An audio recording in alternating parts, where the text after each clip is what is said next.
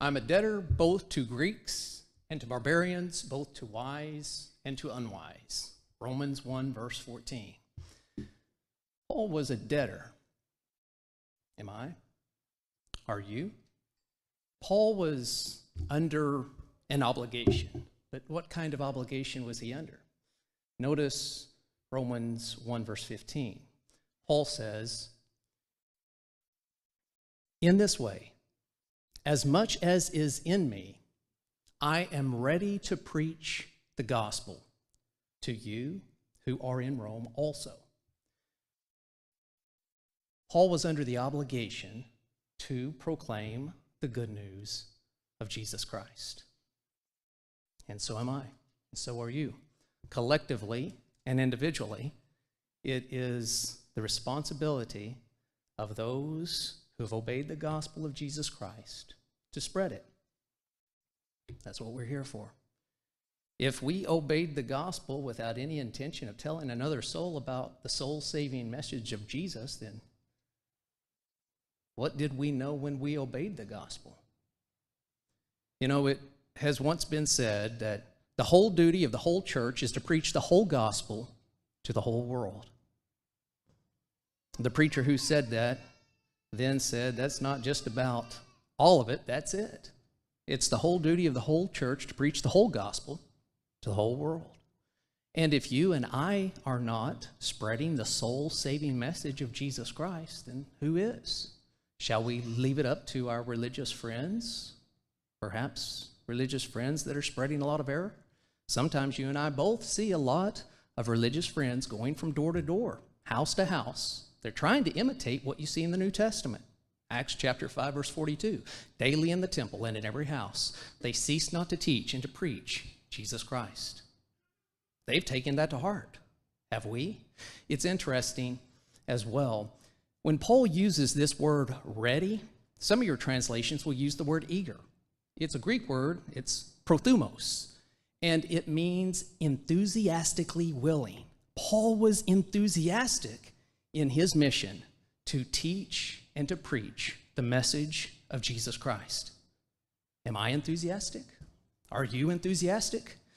You know, the word enthusiasm comes from a Greek word, theos, meaning God in us.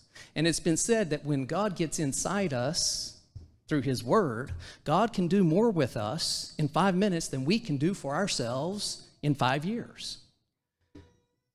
If we're not passionate, that's what this word means, passion, enthusiasm. If we're not passionate about the soul-saving message of Jesus Christ, what are we passionate about?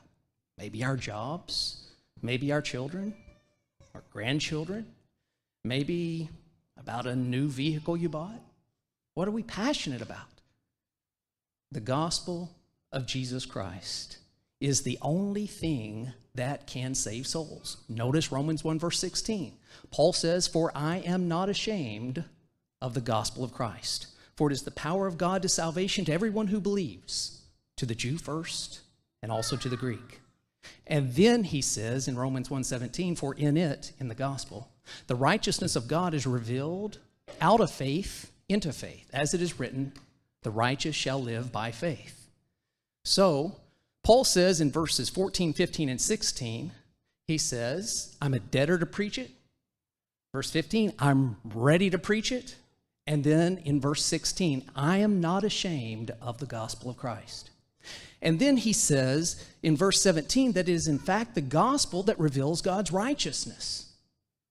Nothing else can reveal God's righteousness. And perhaps it's twofold if you dig into this. Some will say that it both reveals that God is right. You know, we learn so much from the Old Testament, and the background is the Old Testament on this, about the righteousness of God. He, in fact, then quotes Habakkuk 2, verse 4. Two other times it's quoted in the New Testament as well, Galatians 3:11 and Hebrews 10:38. So he says, the righteous shall live by faith.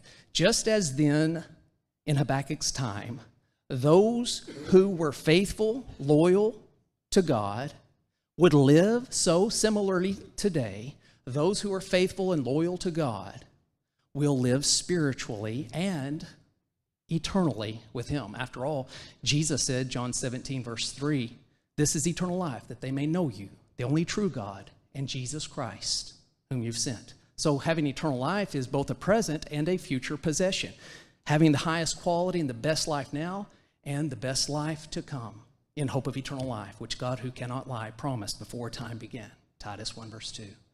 Our time is gone, but I hope we can see from this passage that the gospel is so important for us to take the message to others so that souls will be saved. If you continue to read in verses 20 and 21, so that God will be glorified. Because there were in fact those who did not glorify God. Although they knew God, they did not glorify him as God, nor were thankful. We're talking about being thankful. May we be thankful.